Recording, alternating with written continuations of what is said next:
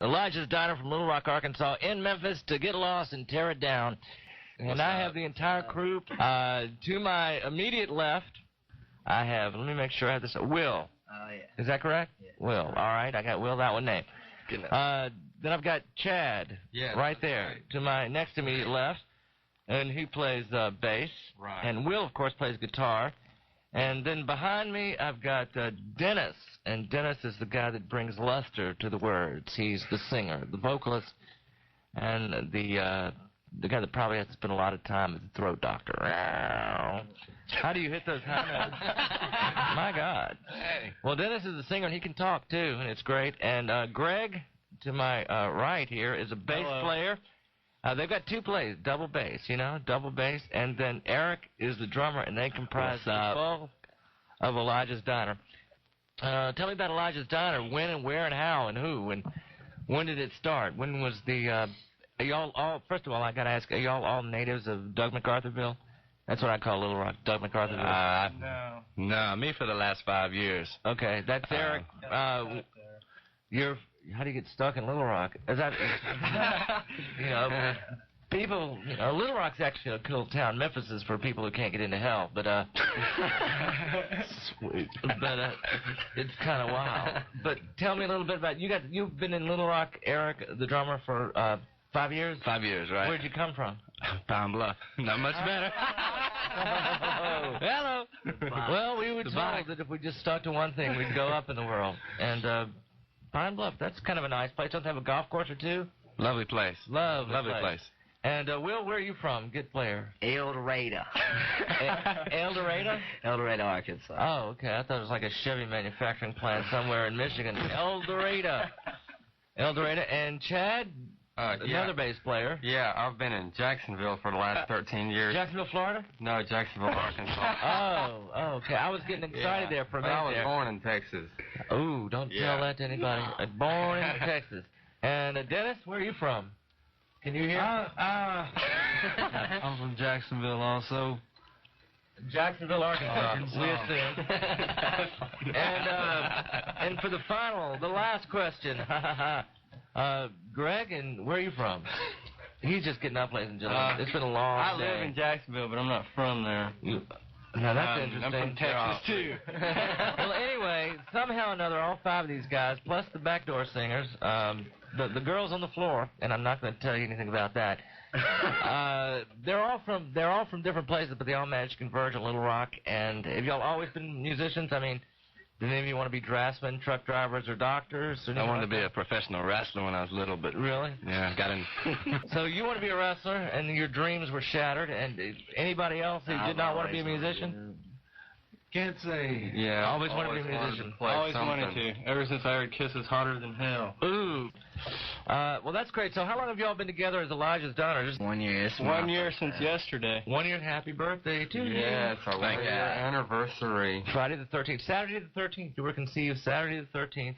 Well, yeah, that's about right, isn't it? 19th. It's right at last 1 year. week. A year ago, because this will add on. This is going on the 20th. Okay, so it was last week. All right. Well, that's great. Well, Elijah's Diner. I see your name a lot. I mean, y'all may have only been together for about a year, but y'all seem to play out a lot in Little Rock, don't you? Y'all have played at Juanita's and Vino's and... Primarily Vino's. Vino's a great place. Henry, have y'all ever played in Memphis before? I'm trying to get into 616 if Wilbur Hensley's listening out there. Wilbur, where are you? Help us out. Wilbur's great. Wilbur's a good man. Wilbur really does a lot to support Memphis music. There are a couple of people in town, a couple of club owners that really go out of their way to support local music. They're cool. Their bottom dollar a lot of times comes from the touring acts and so forth, but people like Mike Glenn and Lonnie Treadaway at the New Daisy, Wilbur, of course, at Club 616, they do a lot to support local music. So if you're half a talent, if you can put 3 chords together without shuffling or dribbling, chances are, if you're nice guys, he'll get you a slot there.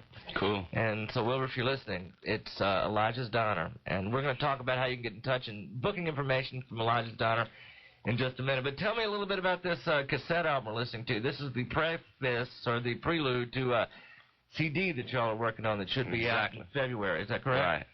And y'all been signed to kind of like a post-nuclear label out of California, a little small Rude Records? Independent, yeah, Rude Records. Now, how did people in California pick up on you guys? Just mailing out tapes to A&R. I don't know. Really? I always figured the best way to get a record heard is to stick it in a shoebox, put it in there, and then send it to the record, and then call it a bomb scare. And then they'd find Get the some thing, and attention. they'd look at it. You'd get arrested, but, you know, you'd make it to Entertainment Tonight. John Tesh would interview or whatever. But we're filling time tonight, ladies and gentlemen. You listen to Exit 14, 6 to 7 now on Sundays, but you know that if you've been following us. And I'm very pleased to have Elijah's Donner. We're going to get, I think that's spiritual. Wasn't Elijah the guy that was transcended to heaven in a chariot of fire with lightning bolts, that kind of guy? Yeah. Did he stop at like a... He never died. At a Stuckey's along the way and have a pecan log? I don't know. I guess the bathroom... Well, I mean, it's kind of interesting. Your stuff is really great. You can imagine. And, you know, your music really is kind of visual. I mean, not only do I was sitting back and, you know, I've never seen you guys before, you know, but I know that you're popular and I've heard your stuff, and you come highly recommended by a couple of people who suggested that I have you on. But I imagine that your show is pretty outrageous. I imagine there's a lot of movement on stage. A lot of, do y'all have any particular influences in terms of basic stage performances, or do y'all just kind of like do whatever you want to do? Metal. Metal. I mean, like, would Beavis and Butthead dig you, that kind of thing? We hope so. Well, being the front man, Mr. Dennis, tell me a little bit about your singing style. I mean, it's a cross between like a real belly grumble yell and then a kind of a scream, but you have control of your voice. Are you taught? Have you had any training, vocal training? Actually, yeah, quite a bit. I mean, I've been singing for a long time. Did your parents try to get you in the choir, being from Arkansas? Well, I was in choir just because I liked it. Oh, really? Okay. I didn't mean that with any sort of... Oh, yeah, man, I just did what I wanted to do, you know, and then I started getting into rock and roll, man. Well, tell me about... I mean, you're pretty three-dimensional. Your sound is pretty three-dimensional. I get a sense of a whole lot of movement, like you really probably abuse the microphone.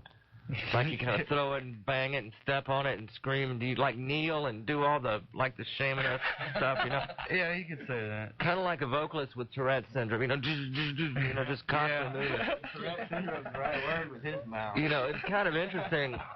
And I imagine, I'm just you know, just pretending that I know what I'm talking about here. But I guess, Chad, you're more like the staid bass player, aren't you?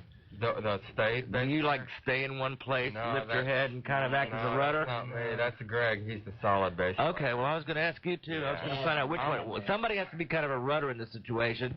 I imagine, Eric, you run through 10 or 12 skins a night and about 40 pairs of sticks. Huh? Exactly. And, well, that's kind of cool. You must need, like, a stage the size of the arena itself to actually play on. So how often do y'all play out when y'all play out? We play in Little Rocket probably about every 6 weeks. Every 6 weeks? Right, and primarily just Vino's. We've done a couple Juanita shows. That's really not our gig. They can't seem to book us with anybody halfway compatible. Really? Well, God, who would you have compatible? I don't imagine. I haven't heard anything out of Little Rocket that sounds even like that. Right. You know, I hear like a cross between, who do I hear when I listen to you guys? Who are some of your influences? God, who are some of the metal bands that y'all might... like Maiden. Maiden. Judas Priest. Crew. Dio. Dio in the house. Ronnie James Dio. That's what I was thinking. Dio. That kind of vibrato thing in the voice, that's kind of cool. Well, so y'all only play like once every other 6 weeks. So I guess what that means is that right now that We're hurting. We're hurting. you're hurting. And you got to do the day job thing to make a living. Is that right? Right. We're working with the guy at the label on setting up shows for January and February out. Out of Arkansas, you need Planning like on a going tour. out. Exactly. Go to California and start the earthquake, man. You know, give Las Vegas or Nevada some beachfront property. That's kind of wild. So I guess most of you are like students of metal. You all kind of like metal. All of you like metal? Or is it classic rock or modern rock or? Kind of a combination of everything, really. Really? Sort of, yeah. And you all put together. Who writes most of the songs? We all write everything. You all write the songs? Greg writes the lyrics and book music. Everybody writes riffs. You write the lyrics? Yeah. Cool. Where do your inspirations come from? I mean, do you write the titles too? Like Alien Jamboree, just to name a few of these things. Gallows Humor, Backwoods Jail. It's kind of interesting. Where do you get the names or the inspirations for your songs? It's certainly not by watching you know, lives and times of the missing people or whatever that Robert Stack. I don't know. It just comes to me. Really? Yeah. Did you have a happy childhood? Yeah, it was regular childhood. Okay, well that's regular. Regular kind of guy. I didn't think so. Not a regular guy. Yeah. His hat, ladies and gentlemen, says workhorse. I guess that's Which ain't appropriate. me. You don't even have a job. How could he be You don't have a job? No. Man. That's my job. Are you living with somebody? Some Yeah, girl? I'm living with my parents. Oh, okay. Mom and Dad gives him a key to the microwave. Yeah. And says, be home by 6. As Hey, long as I'm okay. doing something like this, they're happy. Well, that's great. So your mom and dad support you in this? Yeah. They like your music? Yeah, they do. Where do y'all do the rehearsal? Where do y'all rehearse? Do y'all rehearse like in your garage or your living room? Wherever we can. We've been kicked out of several places. Ooh, great. We need a place to practice. Here and there. Yeah, when MTV does the rockumentary, we're going to find out more about this in the next couple of years.